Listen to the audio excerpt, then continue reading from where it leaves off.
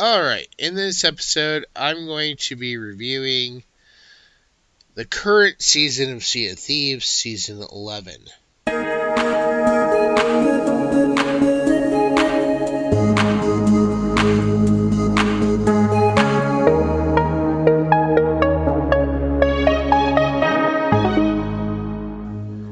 Alright, so Season 11 of Sea of Thieves has just been recently released.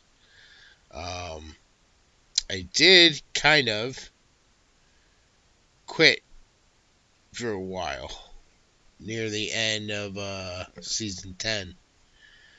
Basically, I was just getting so fed up with always constantly, I know that it does have PvP aspects, but there's a lot of times you just can't accomplish anything. And it made me very frustrated. I was tired of being frustrated all the time. So I decided, you know what? Hey, I'm going to take a little break. See if I even want to come back. Then I heard Season 11. Everybody kept talking about it on YouTube. Like, all the people that I follow. They kept talking about it. And nobody had any information. And I was like, well, why is everybody so hyped for Season 11? What's it even going to have? We didn't find out till like a week before. And from the release of that, I was honestly a little like, really? This is going to be Season 11? I was a little underwhelmed. Because all it was a slight fix to voyages and how people undertake voyages. Oh, and now you can dive to voyages. That's great and all. I mean, it's not horrible, but I feel like it should have been part of another. Like, that should have been part of Season 10. Season 11 should be its own. What they really should do is they should have 2 seasons every year. Have a season run for 6 months. Work on your next update for 6 months. Give yourself more time. Don't crunch it down to 3 months at a time. Because then you're basically required to come up with some kind of new thing every 3 months. If you do like every 6 months, then that gives people plenty of time to complete the previous season and all the season stuff. But at the same time, I do like the fact that they finally moved the Chest of Fortune out of the Fort of the Damned. So take that for what it's worth. But anyways, moving on. So Season 11.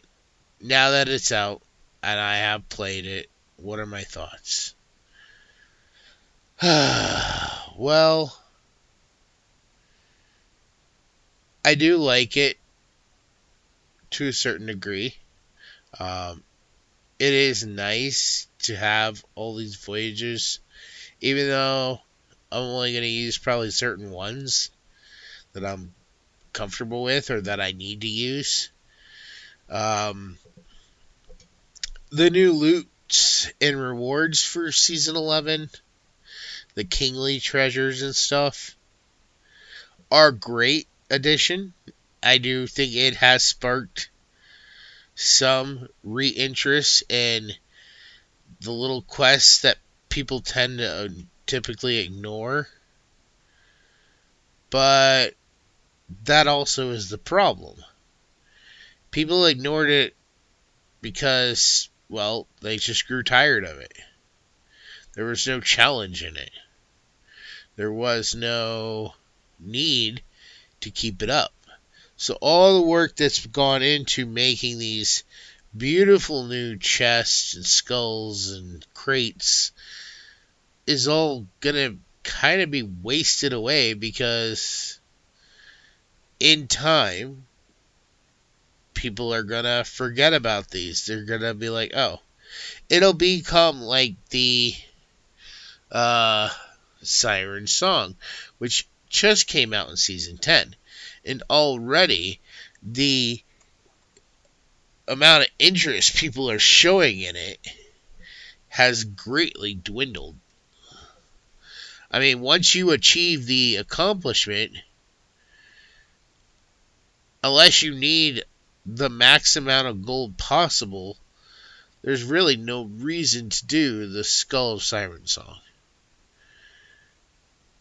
The Skull of Siren Song right now is for those who need the Briggsy costume, or for those who need some quick gold, large amounts of gold, so they can purchase stuff in the shops. They should have made some of the rewards, the rewards they had for the small amount you get, great. But they should have more rewards that take, during the Season 11 pass right now, if you're a Pirate Legend, you can unlock Briggsy's gloves. Briggsy's gloves should be as an ongoing part of the Skull of Siren Song, as well as Briggsy's gun, Briggsy's belt, Briggsy's boots, all the Briggsy stuff. Anything else Briggsy, even maybe a trophy or something. And the rewards, the higher and higher and higher you go, the more and more they're gonna get to a crazy point. So, let's say the next reward was her boots at 100. The next one is her gloves at 150. This would give players a reason to keep going after these quests,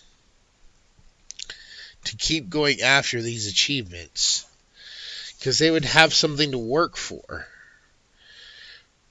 I honestly, I won't say I haven't done any of the Skull of Siren Song since, but I've done a lot less of them.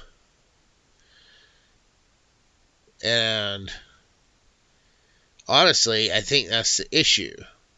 I think that's the issue of Season 10. I think that's the issue of Season 11. In time, I really feel that people are going to be like, oh, the Kingly treasure. Yeah, I got that. But if we had something to work towards, let's say if your first 100 pieces got you a ship capstan, that was that used all that same beautiful stuff that makes the Kingly treasure look so good. The marble white with the gold trim. They could even, have trophies. Like Kingly trophies that you could unlock. Your first 50 pieces buys you a planter that you could set on your ship that looks like the same plants from the cargo run. You could buy a little trinket, or you can earn little trinkets for every 25 beyond that. But once you get to 1,000, you start unlocking ship sets, like the ship's hull, the ship's figurehead, the capstan, the wheel, the cannons. Could you imagine how beautiful a pair of crystal cannons with some of that marble white and some of that gold trim would look? They could call them the Kingly cannons. The sails could be gold trimmed, really nice sails with that crystal look. I mean, some of these would be beautiful. It could be one of the best sets, but it would take you have to turn in 1,000. And if you want the Ashen versions, you got to do the same stuff, only you got to give it to the Reapers or something. Speaking of Reapers, I think they need a huge update too. We got a big update for Port Merrick, yet we've had nothing for the Reapers. Even though Flameheart won, and I know many people have probably mentioned this, but Flameheart won so long ago, and there's been really nothing for the Reapers, except for being able to go down in the Reaper's hideout. That's about it. And not everybody can do that. I'm still trying to get up to the level where I can just get down there. Forget getting the skeleton curse. I just want the ability to be able to go down there. And they have that one locked off behind 2 walls. First, I gotta get to level 75 in Reapers. Then I gotta get to level 100 in Servants of the Flame. It's bull. They should make anything easier. It should be that crap right there.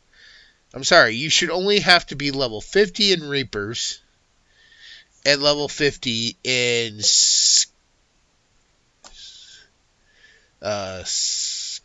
of Flame. Servants of the Flame. Sorry, spacing there for the name. But no,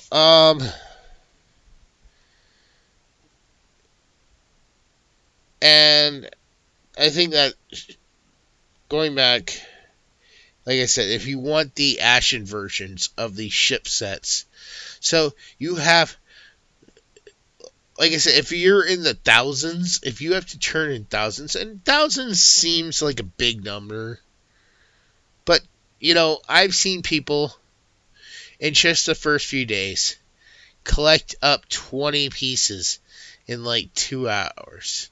So you can at least collect 10 an hour.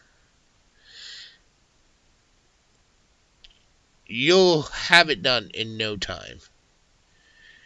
And if you collect up enough pieces and you turn them in, it should take you a while. I know that, people complain, oh, well, all these things, it took me forever to do. But you had so little to do at that time.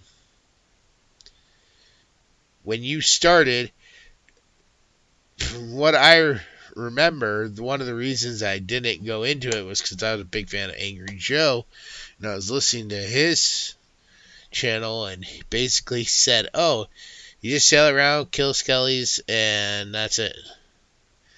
They didn't have the ghosts. They didn't have anything else. They just had skeletons. And it was just like the same 5 missions. Well, now you got like 100 different missions. But the enemy pool has grown too. We have sea creatures.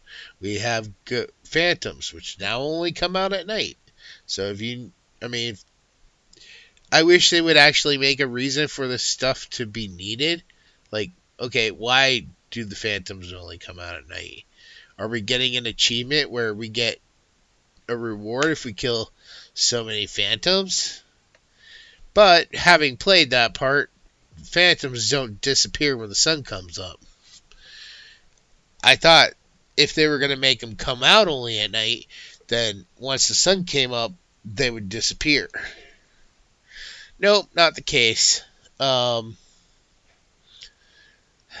like I said, we have a lot of past achievements which have been watered down, made easy. Now, people, the pro players there, or the experienced players, day 1 players, they're complaining that, oh, well, they get it so easily. And the stuff that does come out, like, for instance, the Skull of Siren Song, it is too easy. It's far too easy for people to achieve that goal. But once they achieve it, what's the point? Why keep playing it? Unless you need the gold, there's no reason to play it. Unless you want to grief new players who are coming in. Like, I'm sorry. Okay. Anybody who has been playing this game for a while, has played through and gotten everything they can get out of the Skull of Sirens song. The only reason they're going after it now is either one of two reasons. A, they are a new player. B, they want to mess with new players. They want to harass and grift new players. That's it. If you are still working towards the goal of getting all of them, you're probably a new player. You've probably been playing for less than a year. If you have already achieved it, then you probably played for more than a year. Now, would more people be doing it if there was still content? I mean, that is why some people still go into Hourglass. Yeah, people like me, I kind of gave up on Hourglass. But I always keep it in the back of my head that, hey, you know what? If I get really bored, I could just do Hourglass. I mean, pass or fail, I'm still going to get some points. It's just going to take me forever. Yeah, I haven't gotten one curse yet. Because I don't see a point of raising a flag if I'm just going to get beat. And a lot of times it comes down to a 50-50 shot of whether or not I actually succeed in the fight, because a lot of these people use the same strategies and then they piss and whine when I don't use a strategy that helps them. Like, I had one player that was chasing after me because I had played against this player a couple times before, and he, as soon as I would get into the battle, he immediately rammed my ship, boarded me, and he was able to spawn camp me. And my ship would sink before his. So he just kept doing this. Well, after I think it was the third time, when I actually got into the battle, I immediately went the opposite way that I had been going, and he wasn't expecting that. So I was able to put a little distance between us. And then I just kept sailing around this island in a big circle. Every time he tried to change direction midway, I went the other way. Every time he tried to shoot over, I went the other way. I made him waste so much time that eventually he just gave up and left. He didn't want to waste his time, although he had wasted 45 minutes when he could be out there grifting some other player, trolling someone else. And by the way, this guy had already had the skeleton curse, so it's not like he really needed it. And I've looked for, people like that on YouTube, who have gone up against me, because that's kind of my thing, is if I can't outfight you, I can definitely outsail you. But, I mean, yes, our PvP is slightly more difficult than PvE. And I have no real interest to do PvE.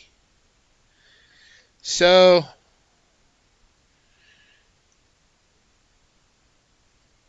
if this whole season was to revitalize the PvE aspect of the game, and maybe bring in a little bit of extra oomph to PvP, how can they fix it? How can Sea of Thieves move forward with Season 12 and beyond to actually... Because they are getting ready to get into some of the worst times for them Lots of new games are coming out. Lots of online games. Pal World has just released. And it's got a mass player base already. I heard like millions of people are already playing that. Guess what? There are only so many people in the world. And I can tell you this, at least, if you took everyone in the world, half of them are people who play video games. So if we have 7 billion, that's only 3.5 billion people in the world who play video games. Now take off another billion, so now you're down to 2.5 billion, because those billion people are playing classic video games or don't have the money to get the new stuff. And yeah, a million is still a pretty low number when compared to a billion. But there are also a lot of games out there with big player bases. My buddy, he plays Final Fantasy. If people are playing Final Fantasy, if people are playing Pal World, that's less people that are not playing Sea of Thieves. And with Sea of Thieves being such an old game, it's not like it's at the peak of its popularity. It might be getting some attention because of our next topic, but it's still not at its peak height anymore. And a lot of Sea of Thieves players are actually looking forward to our next topic, which is Skull and Bones. I know I'm actually looking forward to it. And I'm going to probably be playing it once it comes out. I've got gift cards I got for birthdays and Christmas. I got everything ready to go so I can get my year subscription to PlayStation Plus. I can pick up the game, come home, get everything set up, and be ready to rock a new game. And I'll probably live stream that since I'll be doing it from release day. I know there are people out there that have played the beta, and I would have liked to have played the beta, but I can't. So, but yeah, I mean, you got a lot of people looking forward to that, and if people are playing that, people cannot play 2 video games at the same time. It's like trying to watch 2 movies at the same time and following what's going on in both movies that you've never seen before. Not gonna happen. Hell, I have problems just following if I'm watching a movie and I throw out a YouTube video real quick for some short information I need to get. So yeah. So how do they fix this? How do they keep Sea of Thieves alive? Well, unfortunately, I'm sorry to say this, Rare, because I know you're probably tired of hearing this. Expand the world. We need an area. I would recommend to the north, beyond the Coral Fortress. There should be a short path, a short narrow sea that you can sail through if you keep going north of the Coral Fortress, which opens up a whole new little area with like maybe 5 or 6 islands worth exploring. Maybe some big, maybe some, 3 little ones, but 3 big ones. This could be a frozen area, as many people have asked for. I think that would be good. We have a fire area, though we need a frozen area. We have a neutral area. It gives us the 3 basics. And I feel like this passage between the normal Sea of Thieves and this new area, it could be modeled after basically the passageway from the tutorial section to the Sea of Thieves world that was beautiful. And the only way you ever get to experience anything like that is by replaying the tutorial. And how many people do that? At least here, this would actually be very helpful if you are trying to run. If your opponent does not have the knowledge to outsail you, this would actually could give you a bonus, because there'd be like lots of rocks and stuff to dodge. I mean, you're not always going to have a crack in there. You might get a skeleton ship that follows you through. But they could have it very rocky with stuff that, you have to look out for. You have to pay attention when you're going to the north. You could hit an iceberg and sink like the Titanic. That could be the danger in that area, is moving icebergs. Also, I think that we need a new enemy type that comes from this new area.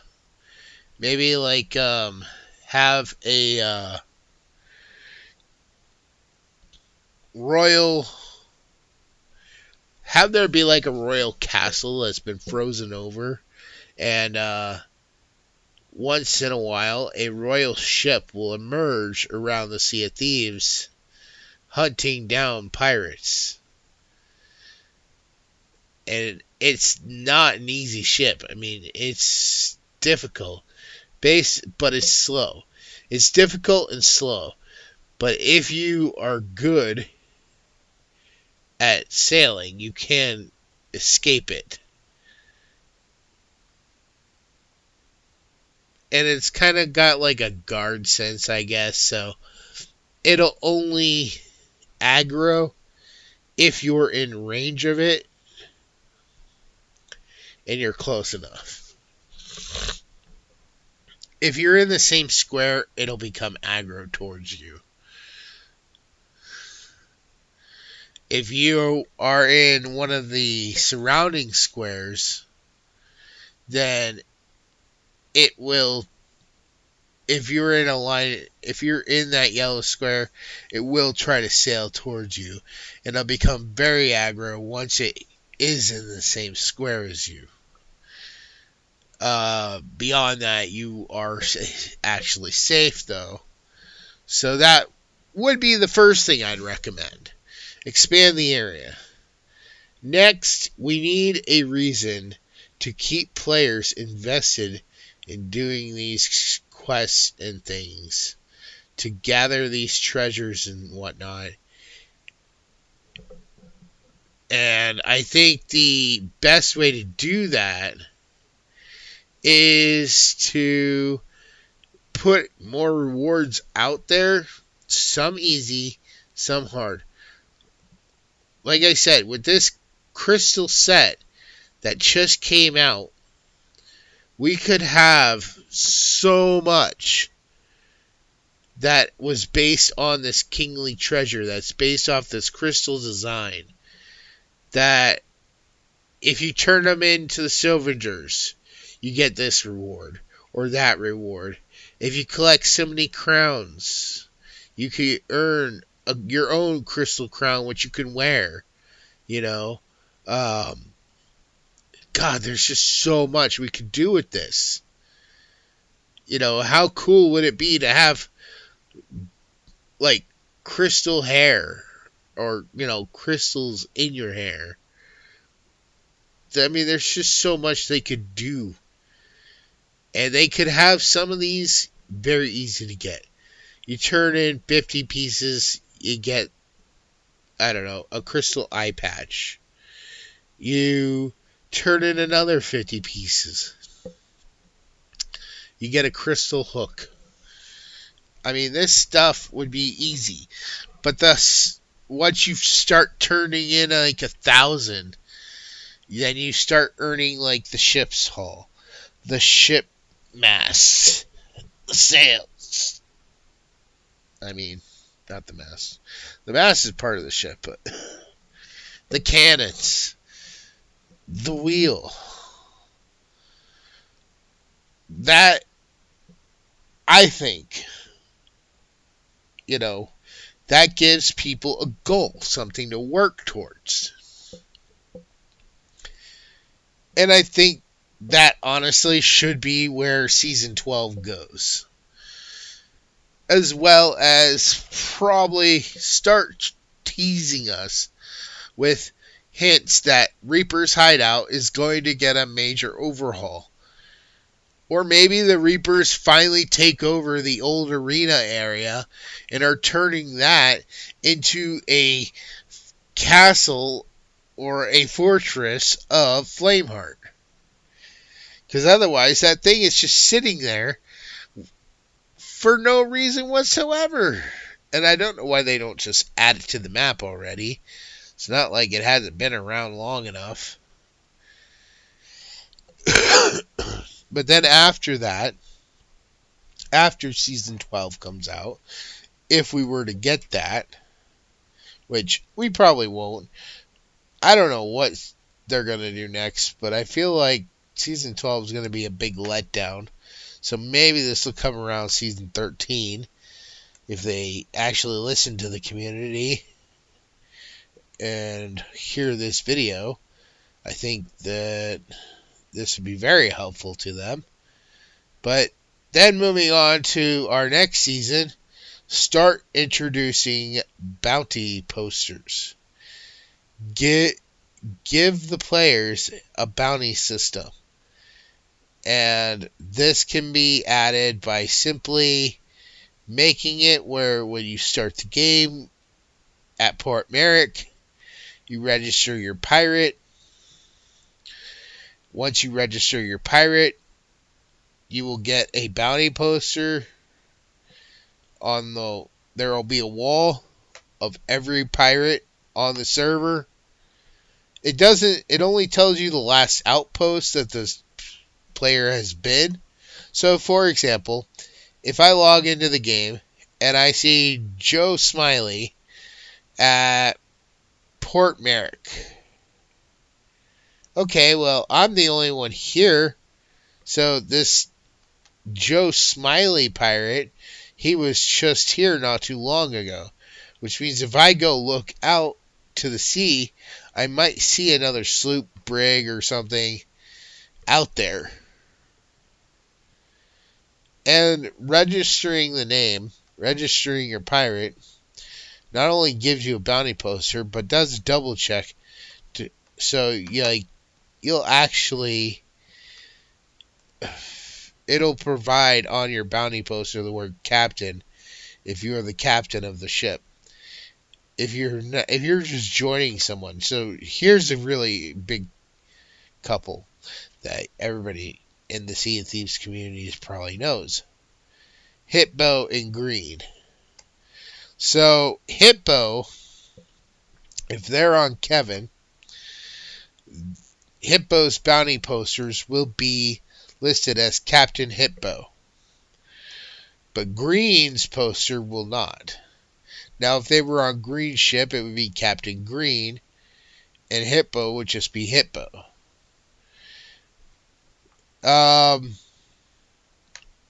And what are okay, so that's a great idea of how to get it started, but what's it worth? Why should people care? Well, your bounty is 50 gold times the number of achievements you've unlocked. And there's hundreds and hundreds of achievements. I think I counted it up once, and it was like over 2,000 achievements. And not everybody has done them. So it's not like, oh, everybody's instantly going to have insanely high bounties. There are a lot of people that haven't done them. There's a lot of achievements that are very hard to reach. I'm still working on several myself. Like, you gotta, I think, unlock like 100, or 500 vaults. Or captain's quarters. You know, there's so many of them that are really easy. And I think this would be great for two reasons. A, it will help PvP in all aspects, because now you'll have an extra thing to turn in worth some gold. How much gold depends on the player you go after. This will inspire good players not to attack weaker players because, oh, their bounty posters are only going to be worth 10,000. They haven't done much. Whereas somebody else who's been playing a while, their bounties are worth 100,000. You see where I'm getting? So this will inspire better players to help out newer players rather than chase the newer players off. Because they will be like, oh, hey, have you done this to get this achievement? Have you done this? They'll show them things. They'll show them all the quick and easy tricks. Yeah, so they can turn around and probably sink them. But before that, at least new player got to play. They got introduced. They got shown around by a more experienced pirate who was always planning to just kill them, take their bounty poster, but it gave someone a chance to bond. And maybe that will change to the pro player's mind. Maybe they'll be like, you know what, hey, I like this guy. Never mind. I've watched so many times where Hippo has planned to steal a chest of legends or a chest of fortune from a sloop he sees off in the distance. He gets there. He starts talking with these guys. He starts communicating with them. And suddenly he's like, oh, you know what? I can't do it. I can't just kill you. He grows to bond with them. And he provides a great experience for other players. And other players, they want to keep coming back and hopefully giving that same experience to the next crew they come across.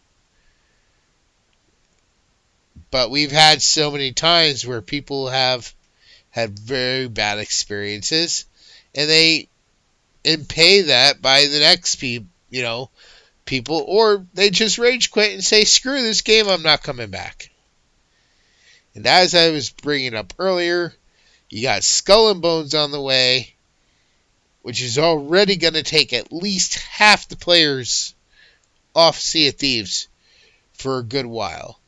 And I'm actually excited for that because that means, even though I'll probably be playing it too, for a while, the Sea of Thieves will be a lot calmer because all the grifters, all the trolls, will be trying to find a way to troll and grift on Skull and Bones until they realize that might be a lot harder than they think. Because there it's really going to come to your skill set and your ship set, how many hours you've put in. This isn't something you just log in, grift a bunch of people with your good PvP skills. Which if you're that good at PvP, why aren't you off playing Call of Duty, Fortnite, or some other game where that's all it is PvP? Probably because they can't make it in those games. Because, I'm not saying there's a problem with those games. Those aren't the games for me. But, this video has gone on a lot longer than I thought. I might make an update to this in time, but that's my thoughts. Give us a new area. Give us short-term and long-term goals for this kingly treasure. Add in some rewards and stuff to past events that you really have to take a long time to work up to. You need some short ones, but you also need some long ones. Because otherwise people are going to complete the short ones and then they're just not going to care. Like the Skull of Sirens song. It was nice. It was a great idea. But once you got the rewards, you didn't really care for it, unless you need the gold. And that's the only reason I play it anymore, is that section, is because I need the gold. Other than that, I don't care for it. A lot of times I see people trying to trap other players with it. Just leaving the crate out in the middle of the ocean for no reason. So, but that's my thoughts. If you're a Sea of Thieves player, let me know your thoughts down in the comments below. Which of these would you like to see? You know, I really want to see them bring in like a whole Crystal Kingly ship set. So, alright. I'll see you in the next one. Bye.